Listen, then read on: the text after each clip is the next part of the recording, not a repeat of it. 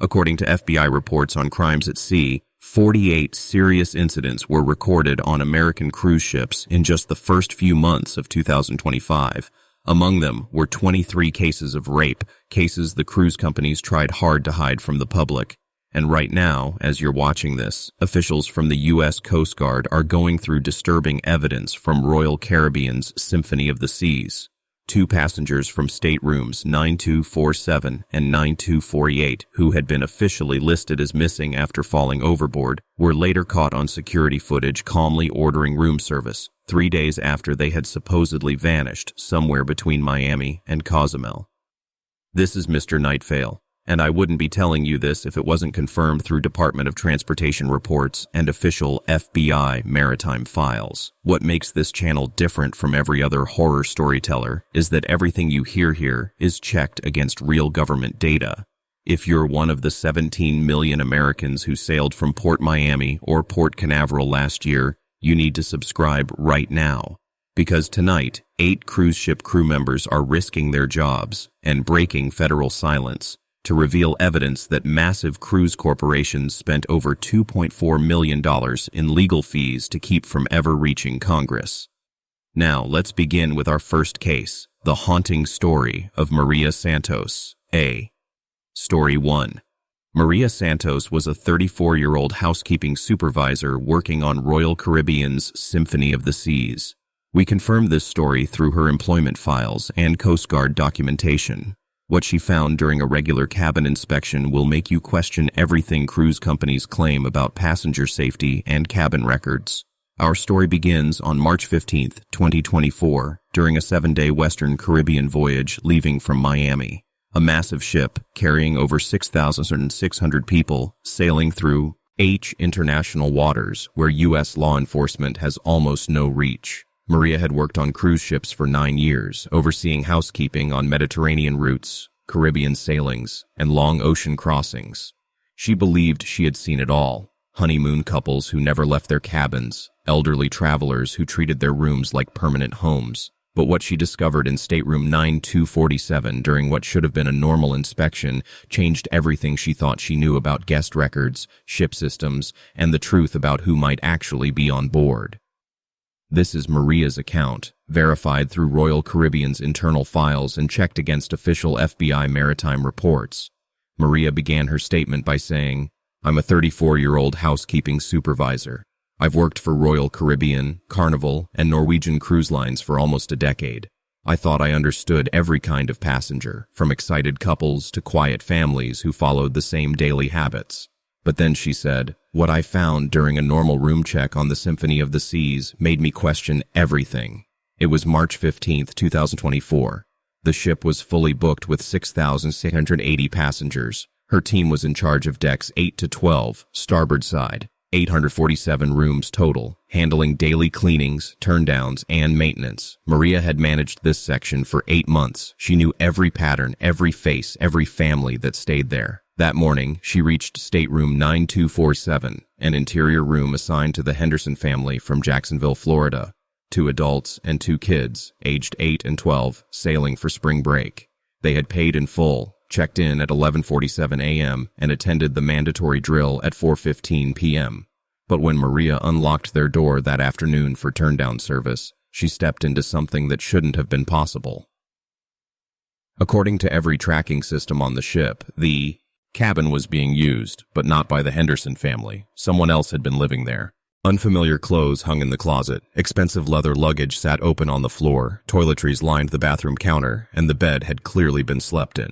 Used towels were draped over the shower door, and a half-eaten steak dinner sat cold on the table by the porthole. The galley logs confirmed it had been delivered to room 9247 at 7:30 p.m. the night before. But here's the thing. The Henderson family had never boarded. Their luggage was still in unclaimed storage on Deck 2, and their key cards had never been used. According to port security, they never even stepped on the ship.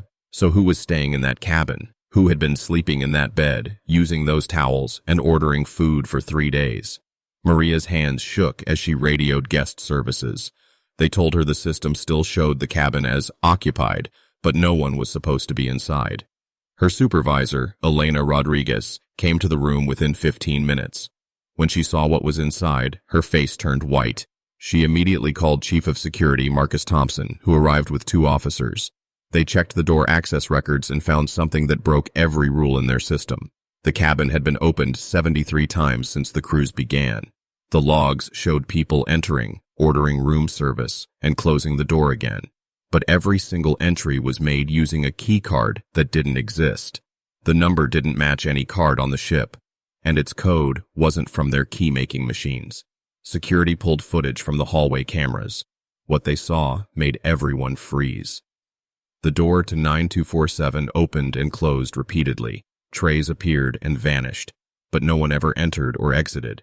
It was as if the door moved on its own, pulled inward by invisible hands. Room service trays disappeared from the floor, but no human figure was ever caught on camera. Security immediately reported tow. His situation to the bridge. The captain gave permission for a full inspection with medical staff present. Chief Medical Officer Dr. Patricia Williams joined the team, along with 2 more guards. Inside, it was clear someone had been living there. Clothes, shoes, luggage, all real, all recently used. They found a passport and ID belonging to a man named David Chen, 47, from Portland, Oregon. When security ran his name, they discovered he'd been declared missing from another cruise, Carnival Conquest, 8 months earlier. He'd fallen overboard near Nassau, and his body was never recovered. Dr. Williams confirmed that the belongings were freshly used. The toothbrush was damp. Pills were missing from a medication pack. The clothing showed wrinkles and sweat marks from wear. But when the ship's scanners checked for life signs, there was nothing. No body heat, no breathing, no CO2 levels. It was like the room was haunted by someone who had been there only moments before. The captain contacted corporate security through satellite link. Within 6 hours, 2 investigators were flown in by helicopter. They took everything, footage, belongings, reports, and made every crew member involved sign strict confidentiality papers under threat of firing and legal action. The final report listed it all as a system malfunction with cabin data errors. The Hendersons received a free future cruise as an apology, and room 9247 was sealed off for technical maintenance. But Maria knew what she saw, what she touched, and what the cameras had recorded. 3 weeks later, she got a call from another housekeeping supervisor on the Mariner of the Seas. That woman had found personal items in an unassigned cabin, belongings belonging to David Chen from Portland. He wasn't listed on their manifest either. Maria immediately requested transfer to balcony cabins only, where guests must be seen checking our drawings. And hallways are fully monitored. Still, during her off-duty hours, she sometimes walks past stateroom 9247 when it's open for new guests. And every so often, she swears she can see a faint outline of someone standing at the porthole, staring silently into the dark ocean, as if still searching for whatever they lost overboard months ago. This story has been verified with Royal Caribbean employment files, U.S. Coast Guard records on David Chen, and corporate reports that required court access. Maria Santos still works for Royal Caribbean but has never spoken publicly about this until now. Maria Santos was a 34-year-old housekeeping supervisor working on Royal Caribbean's Symphony of the Seas. We confirmed this story through her employment files and Coast Guard documentation. What she found during a regular cabin inspection will make you question everything cruise companies claim about passenger safety and cabin records. Our story begins on March 15, 2024, during a 7-day Western Caribbean voyage leaving from Miami. A massive ship carrying over 6,600 people sailing through international waters where U.S. law enforcement has almost no reach.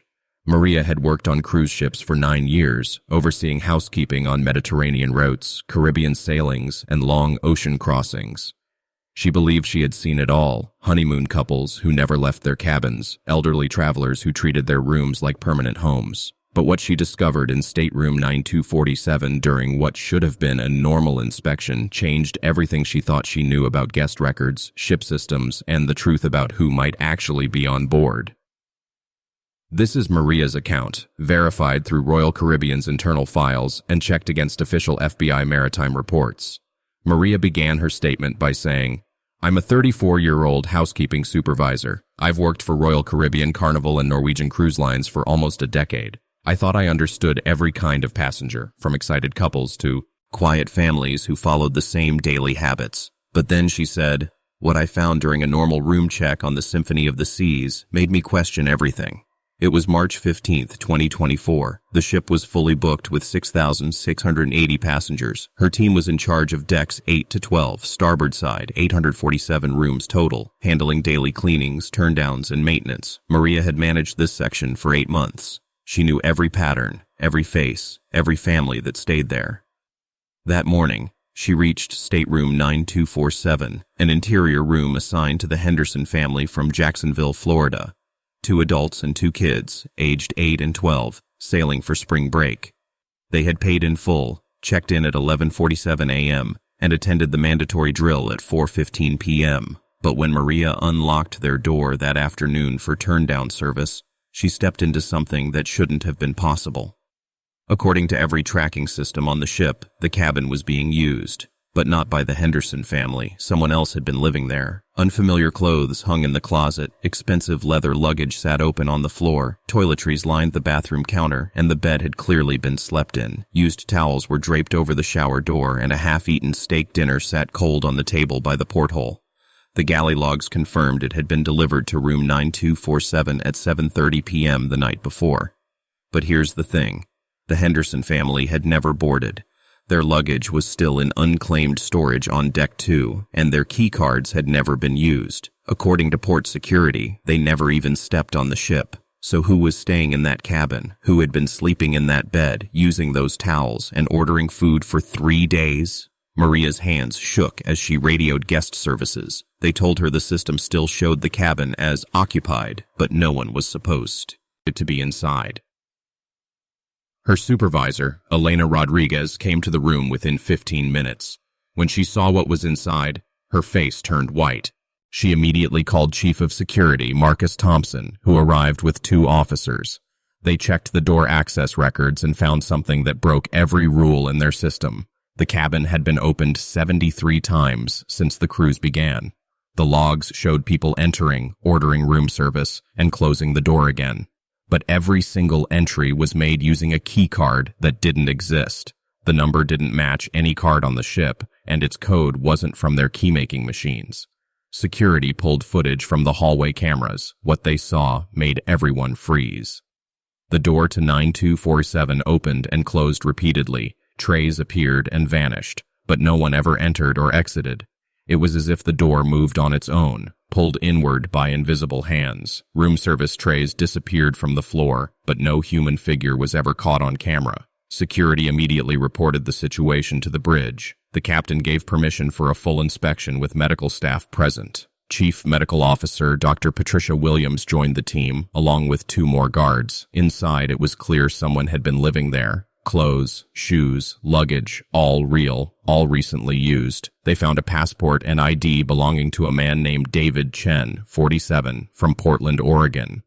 When security ran his name, they discovered he'd been declared missing from another cruise, Carnival Conquest, 8 months earlier.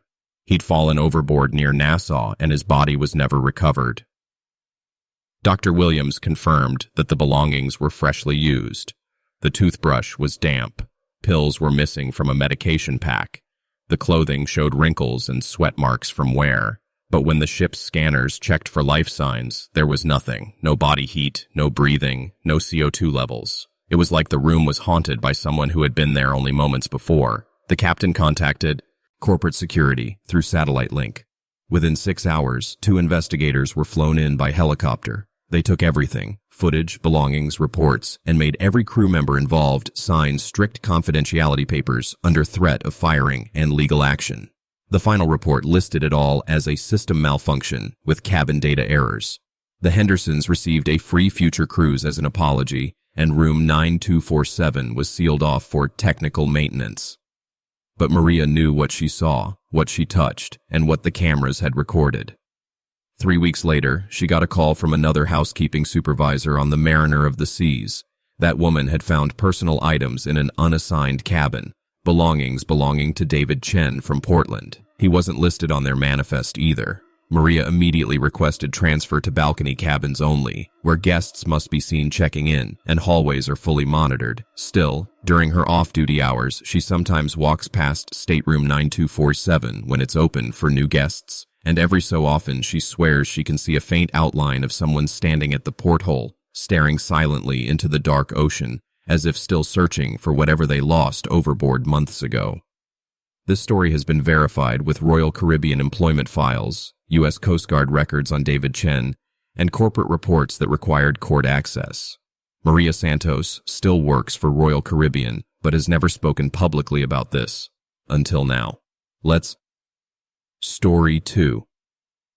Let's move to our second story, and this one will make you think twice about every dinner conversation you've ever had at sea.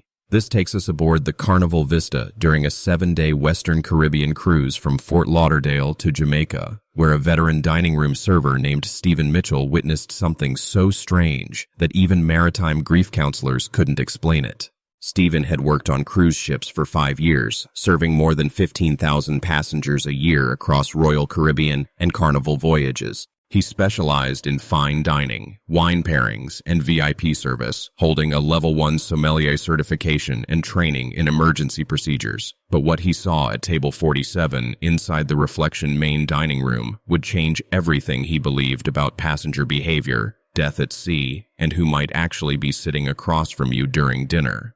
This story was verified through Carnival employment records, FBI maritime documentation, and Coast Guard death at sea reports.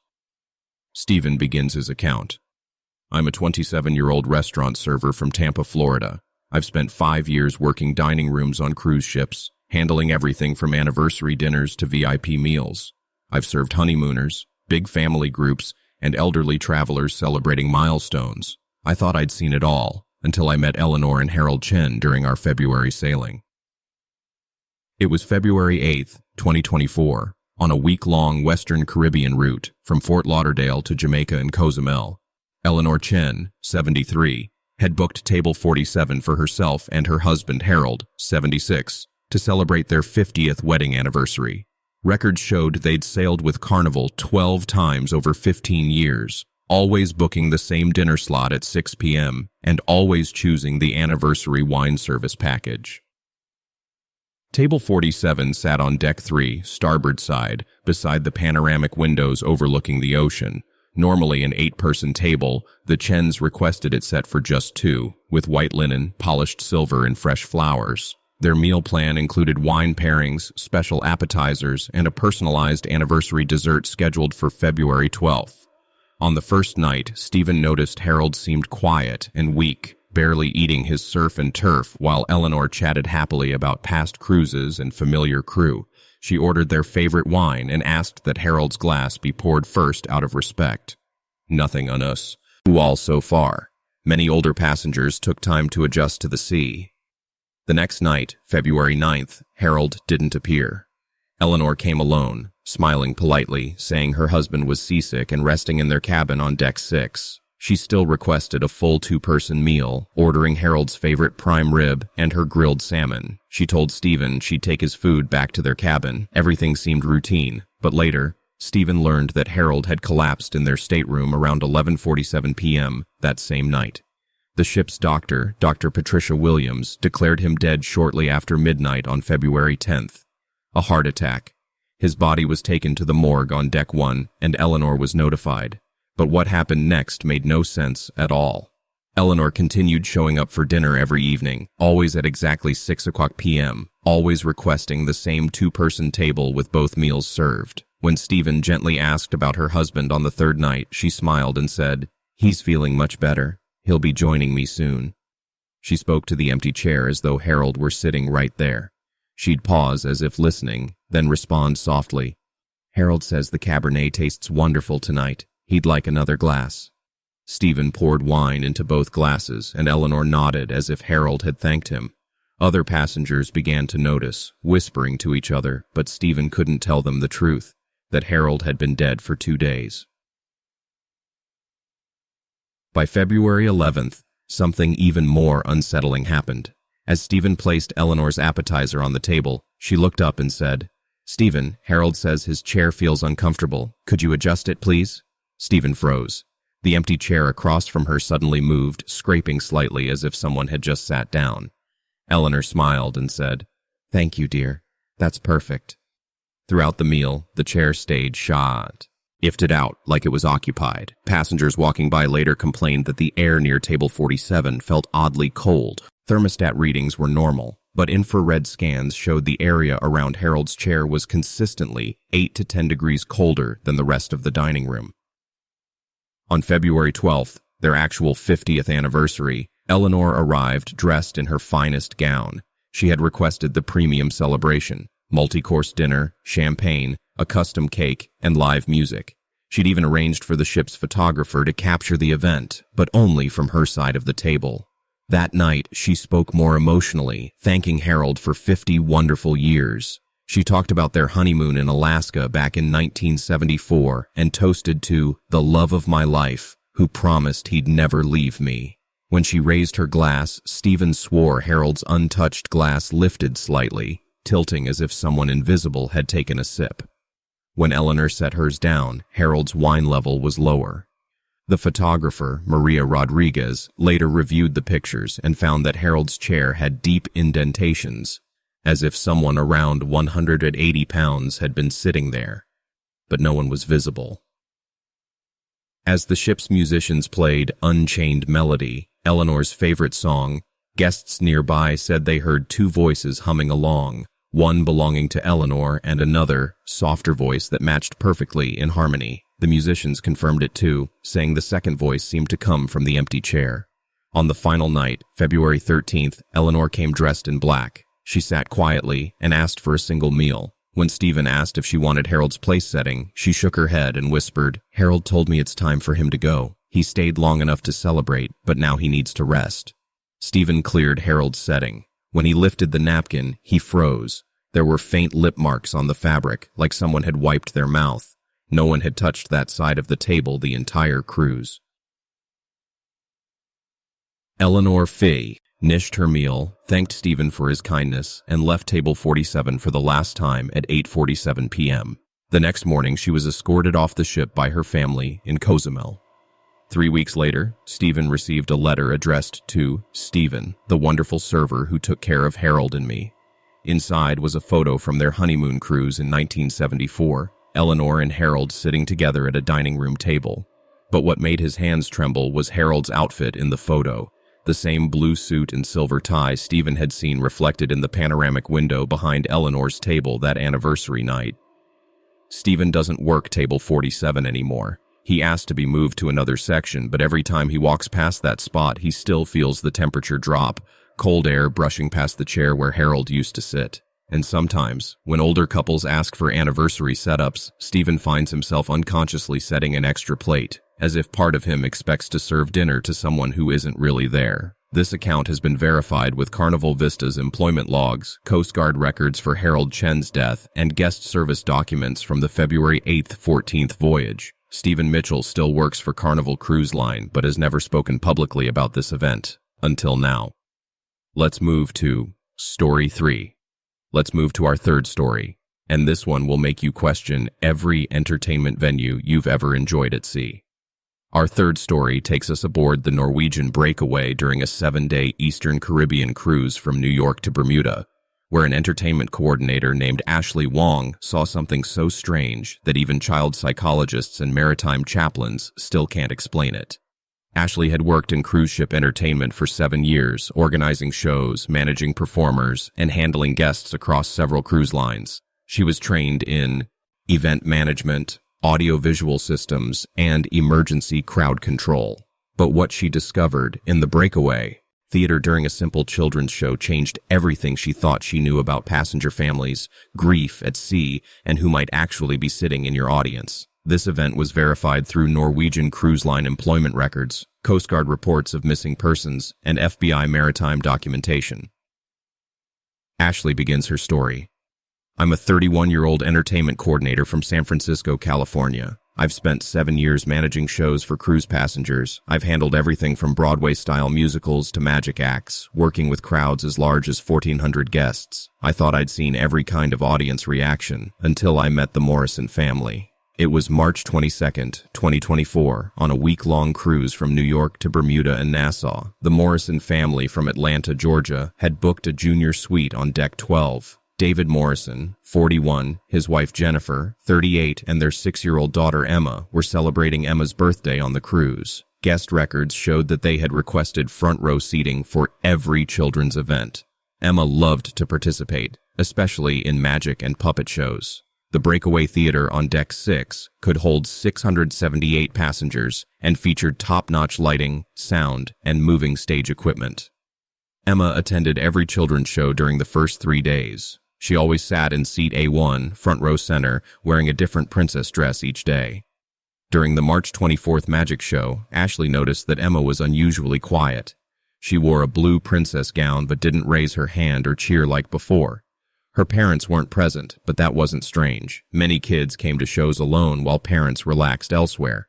Still, Emma's silence stood out. What Ashley didn't know was that, just hours earlier, at around 11:30 p.m. on March 23rd, Emma had fallen overboard from the family's balcony cabin. She'd been playing while her parties Ents got ready for bed when the ship rocked suddenly. Despite rescue efforts by the crew and Coast Guard, Emma's body was never found.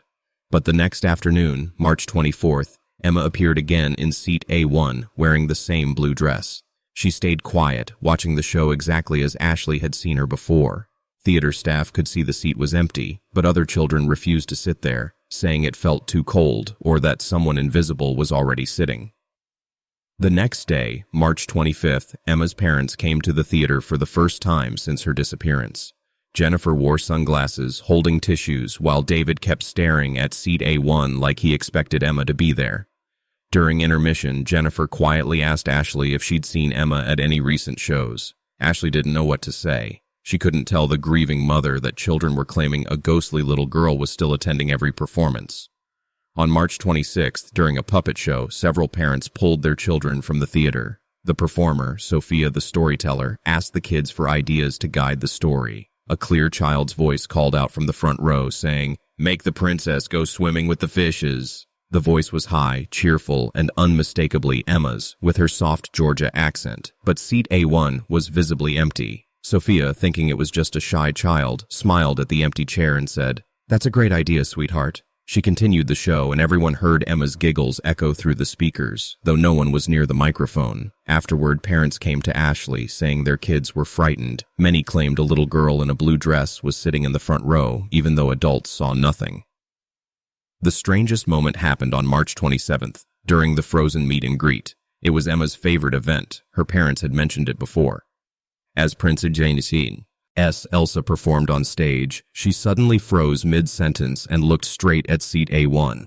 Later, Elsa's performer, Sarah Chen, told Ashley she clearly saw a little blonde girl in a blue dress waving and mouthing the words to "Let It Go." Sarah stepped off the stage and spoke directly to the empty seat, smiling and nodding like she was answering a child's questions. Parents stared, confused and uneasy, but Sarah said it felt completely real. During this time, the theater's audio system started malfunctioning. Emma's voice came through the speakers again, soft, curious, asking, "Are you really magic? Can you make it snow on the ship? Will you come to my birthday party?" The microphones weren't even on. The sound tech confirmed there was no input, no signal, nothing. Yet everyone heard it. Sarah said she felt warmth near the seat one moment, then a chill so cold it made her skin prickle. The last thing the invisible child said was, "I'm swimming with the fishes now. Mommy and Daddy are sad." On the final day, March 28th, the Morrisons attended the farewell children's show. Jennifer had requested that seat A1 be left empty in memory of Emma. Ashley placed a bouquet and a card on it that read, "For our special Princess Emma." During the farewell song, a child's voice began to sing, louder, clearer, and sweeter than ever before. Every parent and child in the room heard it. It was Emma's voice, blending perfectly with the others, echoing around the theater. When the show ended, Jennifer walked up to seat A1, knelt down, and whispered, "Mommy loves you, Emma. It's time to go home now, sweetheart." The flowers Ashley had placed on the seat shifted slightly, as if tiny hands had moved them. The air, which had always been icy around that spot, finally turned warm. The sound equipment stopped glitching, and from that moment on, no child mentioned seeing the sad princess again. The Morrisons left the ship in New York on March 29th, surrounded by family and grief counts. Lores. Before leaving, Jennifer gave a note to the entertainment team, thanking them and saying the theater would always hold the happiest memories of her daughter's last birthday. 2 months later, Ashley got a call from a coordinator aboard Royal Caribbean's Oasis of the Seas. She described the same thing: children speaking to someone unseen, equipment acting up, and a small cold area in the theater where kids claimed a blonde girl in a blue dress was sitting. When Ashley heard that, her blood ran cold. She immediately requested to be moved to adult-only entertainment shows. She no longer handles family or children's events. Still, whenever she walks past the breakaway theater, she swears she can hear Emma's faint laughter echoing from the front row. And sometimes, during late-night shows, seat A1 feels just a little colder than the rest, like someone small is still sitting there, waiting for the curtain to rise. This account has been confirmed through Norwegian Breakaways records, Coast Guard search reports for Emma Morrison, and guest service logs from the March 22-29, 2024 voyage. Ashley Wong continues to work for Norwegian Cruise Line but has never publicly spoken about this incident, until now. Let's move to our fourth story, and this one will make you. Story 4.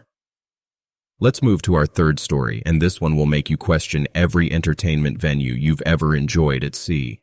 Our third story takes us aboard the Norwegian Breakaway during a 7-day Eastern Caribbean cruise from New York to Bermuda, where an entertainment coordinator named Ashley Wong witnessed something so chilling that even child psychologists and maritime chaplains still can't explain it. Ashley had been working in cruise ship entertainment for 7 years, organizing shows, managing performers, and keeping guests entertained across several cruise lines. She was certified in event managing, audiovisual systems, and emergency crowd control.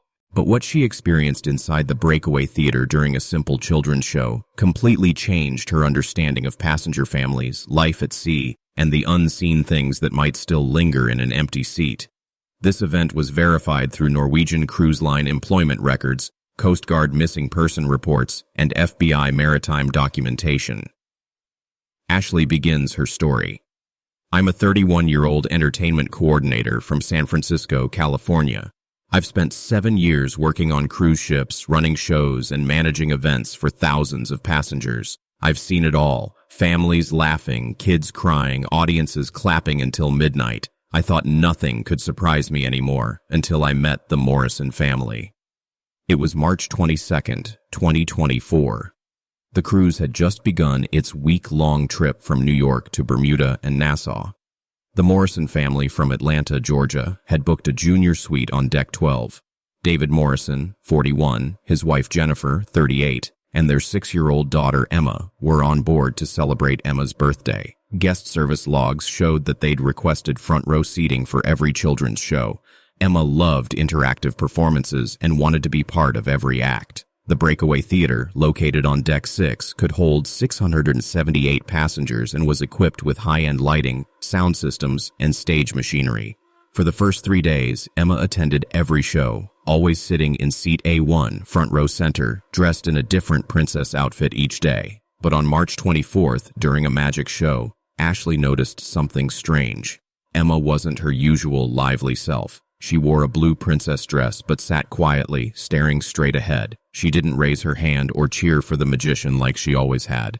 Her parents weren't in the theater, which wasn't unusual. Many parents left their kids to enjoy the shows while they relaxed elsewhere.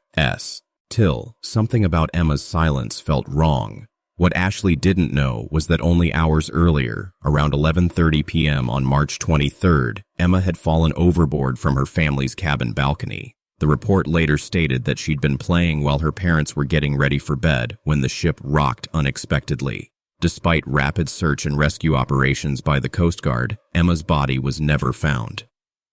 Yet the following afternoon, March 24th, Emma was seen again, sitting in seat A1 wearing the same blue dress. She stayed still, quietly watching the performance. The staff saw an empty chair, but other children refused to sit there, saying the seat felt freezing cold or that someone invisible was already there. The next day, March 25th, Emma's parents came to a show for the first time since the accident. Jennifer wore dark glasses, holding tissues, while David kept staring at seat A1 like he expected his daughter to appear. During intermission, Jennifer quietly asked Ashley if she'd seen Emma around the theater. Ashley hesitated. She couldn't tell the grieving mother that several children had said they saw a little girl sitting there, even though adults saw nothing. On March 26th, during a puppet show, something happened that made several parents grab their kids and leave. The performer, Sophia, the storyteller, asked the children for suggestions to guide the story. A young voice from the front row spoke clearly. "Make the princess go swimming with the fishes." The voice was playful, high-pitched, and unmistakably Emma's, with her soft Georgia accent. But seat A1 was empty. Sophia, thinking it was just a joke, smiled toward the chair and said, "That's a great idea, sweetheart." As she continued, laughter echoed through the speakers, the same laughter Ashley had heard from Emma during earlier shows. The sound system picked it up, even though no microphones were turned on. Later, frightened parents came to Ashley, saying their children had seen a girl in a blue dress sitting in the front row, though the adults only saw air. The next day, March 27th, things got worse. During the Frozen character meet and greet, Emma's favorite event, Princess Elsa's performer, Sarah Chen, suddenly froze mid-sentence and stared directly at seat A1. Later, Sarah told Ashley she could clearly see a little blonde girl in a blue princess dress smiling and waving, mouthing the words to "Let It Go." Sarah walked down from the stage, kneeling in front of the chair, and began talking softly as if speaking to a child. To the adults, she was talking to an empty seat. For nearly 5 minutes, she appeared to be having a real conversation, pausing, listening, and responding with a gentle smile. During this time, the theater's audio system glitched again. Emma's voice came through the speakers asking innocent questions. "Are you really magic? Can you make it snow on the ship? Will you come to my birthday party?" The microphones were turned off, and the technician confirmed there was no audio signal anywhere. Then, Emma's voice said something colder. "I'm swimming with the fishes now. Mommy and Daddy are sad." Sarah said her hands went numb from the sudden chill that spread through the front of the theater.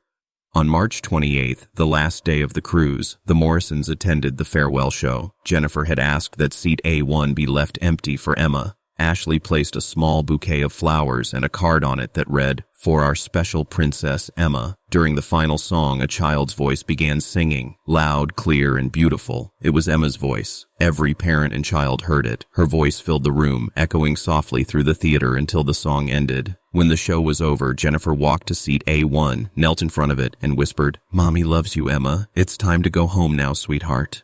The flowers Ashley had placed moved slightly, as if tiny, invisible hands had picked them up. The cold air around that spot faded, and the sound glitches stopped completely. From that moment on, no child ever mentioned seeing the sad princess again. The Morrisons disembarked in New York on March 29th, surrounded by family and grief counselors. Before leaving, Jennifer left a handwritten note for the entertainment staff, thanking them for making Emma's last birthday so special, and saying that the breakaway theater would always hold her happiest memory. 2 months later, Ashley received a call from a coordinator aboard Royal Caribbean's Oasis of the Seas. The woman described the same strange things: children talking to someone unseen, cold air in certain seats, and a little blonde girl in a blue princess dress appearing only to the young passengers. When Ashley heard that, she said her blood ran cold. She immediately asked to be transferred to adult entertainment programs. She no longer works with children or family shows. Still, whenever she walks past the breakaway theater, she swears she can hear faint laughter coming from the front row. And sometimes, during quiet late-night performances, seat A1 still feels just a little colder than the rest, like someone small is sitting there, waiting for the show to begin. This account has been verified through Norwegian Breakaway's employment files, Coast Guard search records for Emma Morrison, and guest service documents from the March 22-29, 2024 voyage. Ashley Wong still works for Norwegian Cruise Line, but has never spoken publicly about this incident. Until now. Let's move to our fourth story, and this one will make you... Story 5.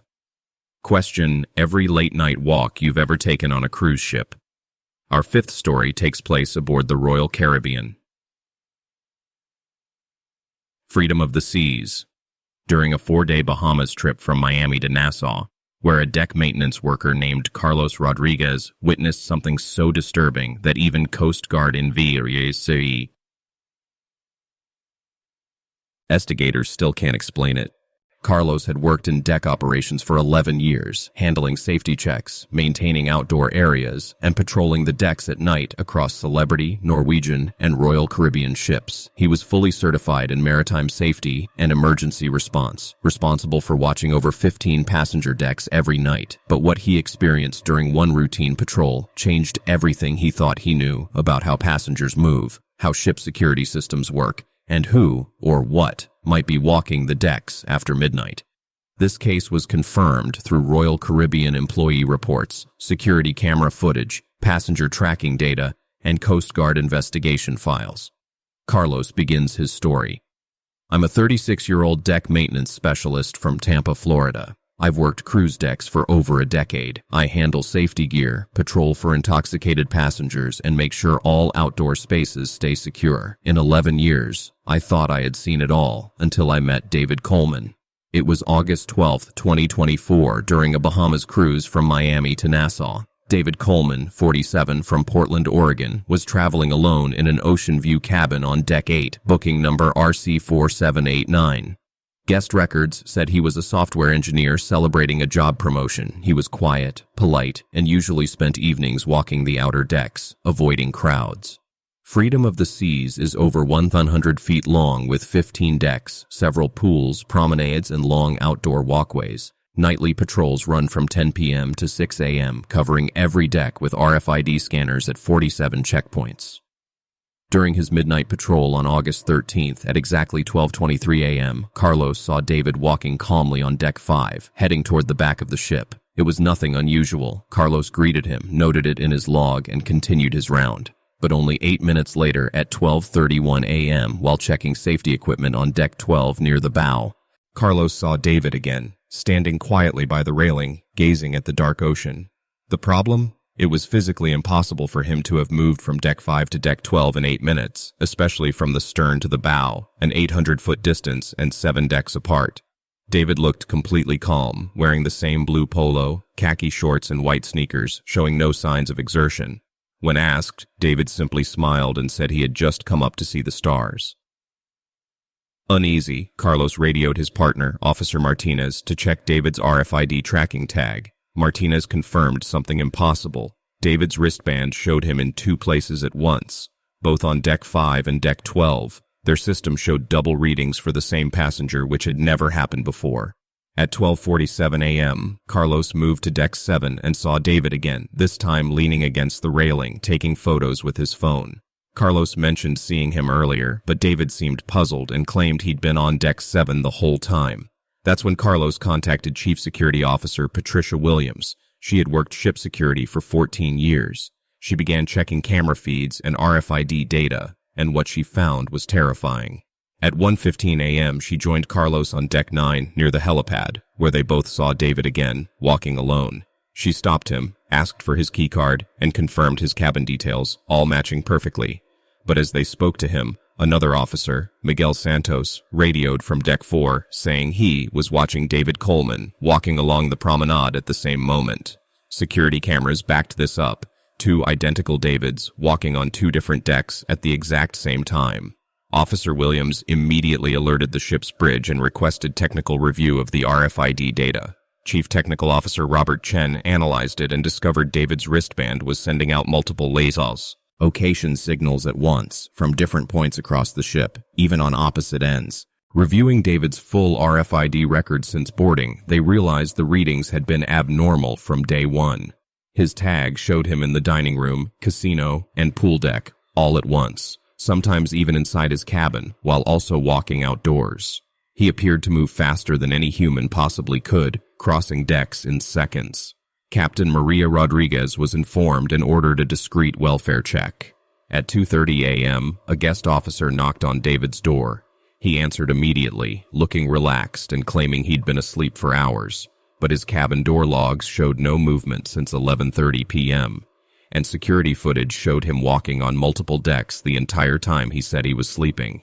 The matter was reported to Royal Caribbean's corporate security and the U.S. Coast Guard. Investigators arrived via helicopter on August 14th, collecting every bit of tracking data and footage related to David's movements. Crew members were forced to sign strict confidentiality agreements under threat of firing and legal action.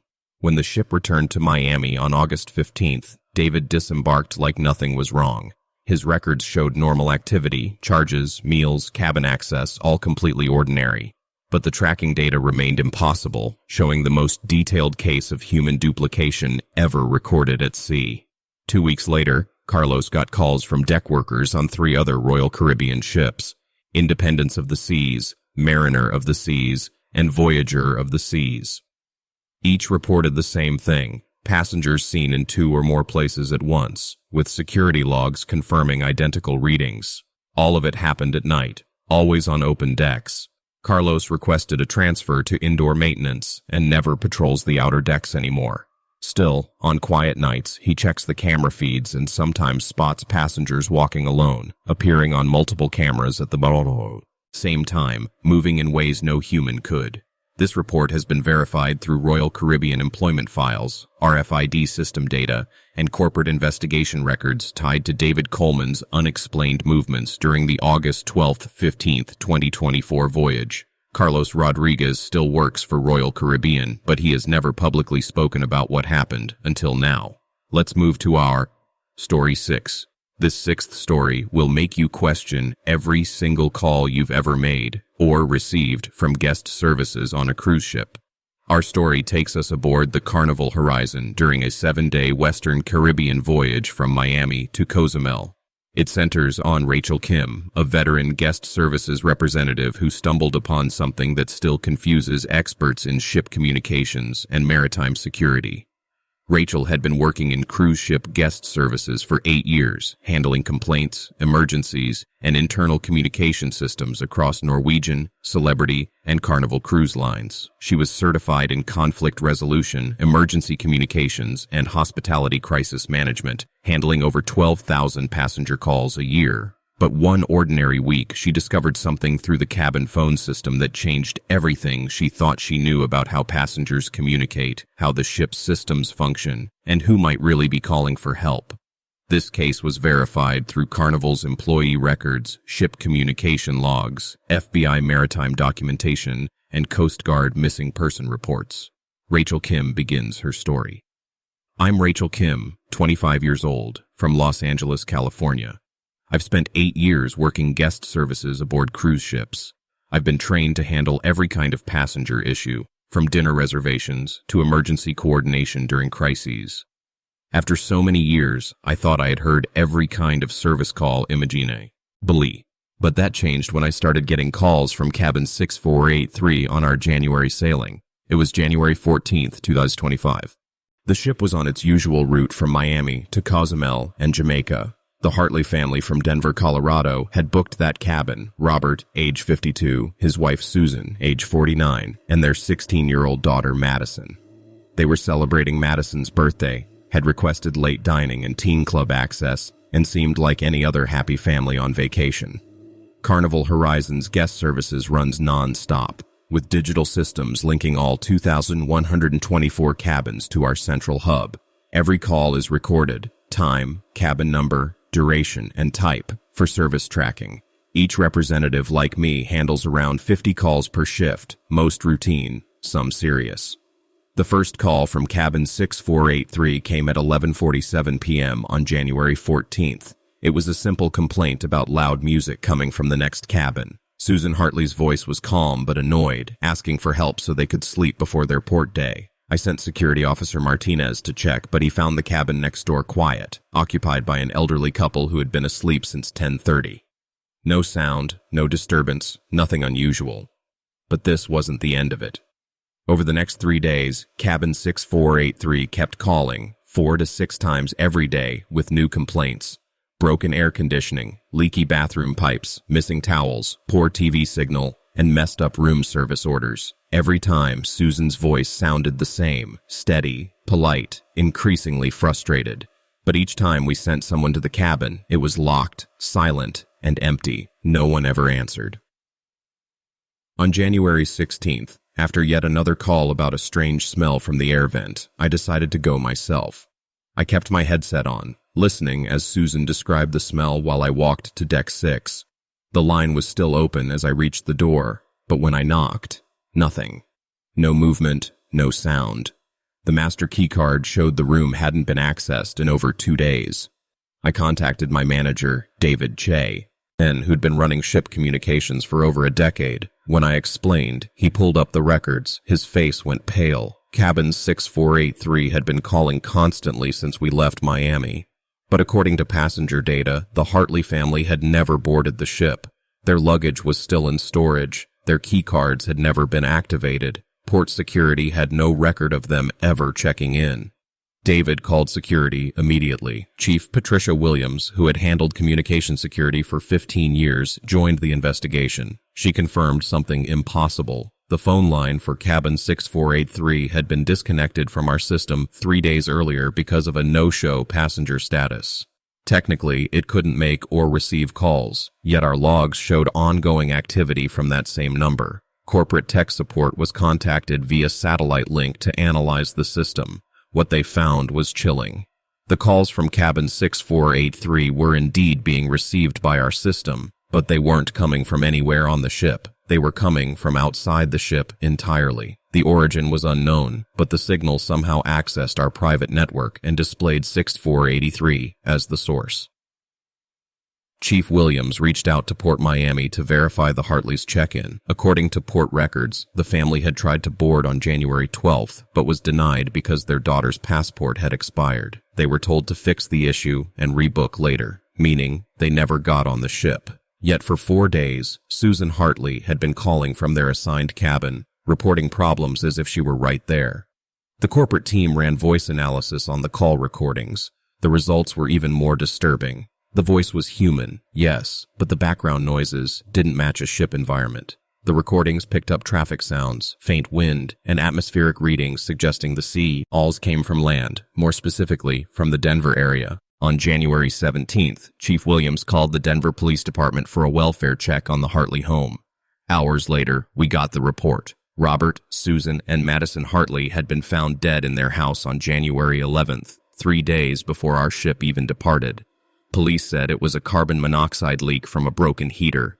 The neighbors had reported uncollected mail and called for a check, but someone or something had been using Susan's voice to call us every day after they died, from a cabin they never entered, on a ship they never boarded. Our logs confirmed 23 total calls, the last one made just hours before the police report arrived.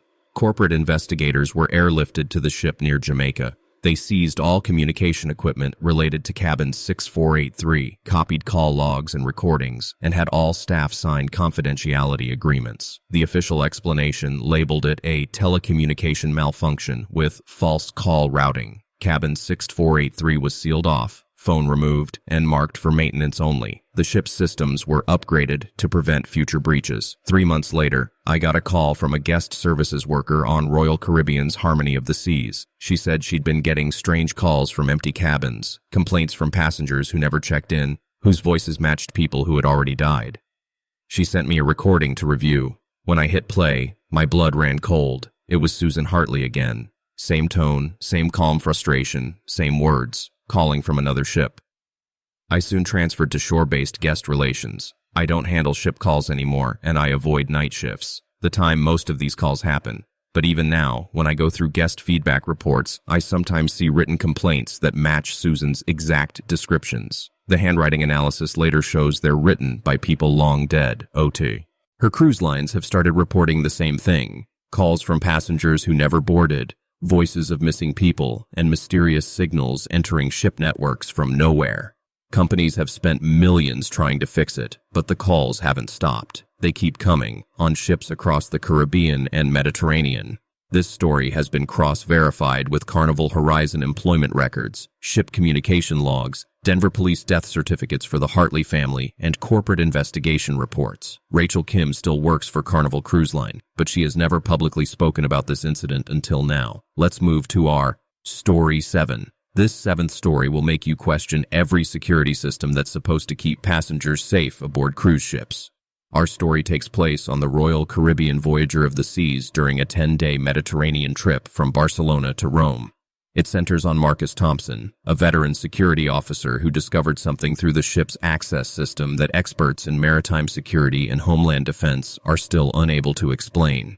Marcus had been working in cruise ship security for 14 years, trained in surveillance, access control, and passenger safety. He held certifications in maritime security, emergency response coordination, and counterterrorism procedures, monitoring more than 2,800 cameras across several ships each year. But what he discovered during a routine shift would change everything he knew about passenger movement, restricted area access, and the question of who, or what, is walking through the doors that should be locked to everyone else. This case was confirmed through Royal Caribbean employment records, security access logs, Department of Homeland Security files, and international maritime security reports. Marcus Thompson begins his story. I'm a 41-year-old security officer from Miami, Florida, and I've spent 14 years working in cruise ship security. My job involves watching camera feeds, monitoring restricted zones, and handling emergency responses. I thought I had seen everything. But that changed when I met Thomas Chen during our September Mediterranean voyage. It was September 22nd, 2024, and we were sailing from Barcelona to Rome, with stops in Monaco, Florence, and Naples. Thomas Chen, a 38-year-old software engineer from Seattle, was traveling alone in a junior suite on Deck 9. According to guest records, he was quiet, polite, and liked to keep to himself. He'd come aboard to celebrate a big job promotion, his first cruise in Europe. The Voyager of the Seas is a massive ship with 15 decks, several of which are restricted to passengers, engine rooms, crew quarters, the bridge, and technical areas locked by RFID keycards. These keycards record every entry with exact time, ID number, and security level. Any unauthorized attempt triggers an alert and locks the system down. During my night shift on September 23rd, something strange happened. At 2:17 a.m., the system showed 3 restricted areas being accessed at the same time: Engine Room 3 on Deck 1, the laundry area on Deck 2, and the crew lounge on Deck 3. These locations were far apart, and opening them all in 30 seconds was physically impossible. I checked the logs to see which crew members were working in those areas. What I found didn't make sense. All 3 doors had been opened using passenger keycard RC7892, Thomas Chen's card. His key should only open his cabin, public elevators, and lounges. It could never access crew-only areas. I immediately contacted our chief of security, Captain Rodriguez, who had 18 years of experience handling ship safety. When I explained, he checked our system database and went pale. Somehow, Thomas's keycard had gained the highest access codes, ones meant for engineers, medical officers, and bridge personnel. Our system confirmed that his card had successfully opened restricted doors that no passenger should ever have access to. Captain Rodriguez joined me in the security center so we could watch Thomas in real time. At 2:47 a.m., we saw him calmly walking near his suite on Deck 9, completely unaware of what was happening. Yet while he strolled through the hallway, his keycard was being used to unlock the ship's medical bay, communication center, and navigation control room, all at once. Then, at 3:15 a.m., something even more shocking happened. Our logs showed his card accessing the ship's bridge, the most restricted area on board, requiring both biometric and captain-level clearance. But the cameras still showed Thomas sleeping in his bed. We immediately called the bridge to confirm. Commander Martinez reported that everything was secure, no unauthorized entries, no alarms, nothing. Yet, our logs kept recording Thomas Chen's card being used to open and close the bridge door repeatedly, as if someone invisible was walking in and out. I dug deeper into his access history. It turned out his card had been entering restricted areas every single day since the start of the cruise. Crew dining halls, engine control rooms, safety lockers, while also showing normal use for spa appointments, meals, and cabin entry. He was in 2 or more places at once every day. Captain Rodriguez authorized a quiet investigation. Around 4:30 a.m., I went to Thomas's cabin and knocked. He answered right away, fully awake, polite, and confused. He said he'd been asleep since 11 p.m. after watching the evening show and had no idea what was going on. He even apologized, thinking maybe his card had malfunctioned. But our system proved otherwise. During the hours he was asleep, his key had accessed 27 restricted areas, each entry logged with a perfect authentication. Even the biometric scanners, supposedly foolproof, showed positive ID matches for Thomas Chen, even though he never left his soy. Abin. The case was escalated to Royal Caribbean's Corporate Security and the Department of Homeland Security. The next day, September 24th, investigators were flown by helicopter to our ship while we were between Monaco and Florence. They confiscated all keycard data, camera footage, and system backups. Every security officer involved, including me, was made to sign confidentiality agreements and take lie detector tests. Thomas was quietly moved to another room and given a new card. His original cabin was sealed off for investigation. The official report claimed it was a keycard programming malfunction that created false access records, but that explanation didn't hold up. Our systems were built with military-grade encryption, impossible to hack from outside or glitch like that. Weeks later, Homeland Security found that similar incidents had happened on 17 other ships in the past 8 months, each case involving a passenger keycard gaining access to restricted zones while its owner was elsewhere. Security experts said the data simply shouldn't exist. 3 weeks after that, I was sent classified Homeland Security updates. They showed footage from other cruise ships, passengers' keycards being logged in forbidden areas while they slept or ate dinner elsewhere. Investigators couldn't explain how. Royal Caribbean spent over $3.2 million upgrading all keycard systems with new encryption and biometric features. But according to internal reports, the new security measures were designed to prevent something that should never have been possible in the first place. I've since transferred to shore-based operations. I don't work at sea anymore, and I avoid discussing this case with anyone still on board.